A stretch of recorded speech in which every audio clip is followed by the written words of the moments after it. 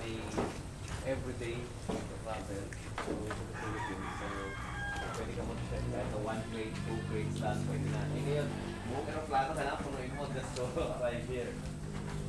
Saka kaya niya naman ng Tama yun. Kumbaga, nabili mo naman na yung mga gusto mong genetics, so dito na lang yung grade.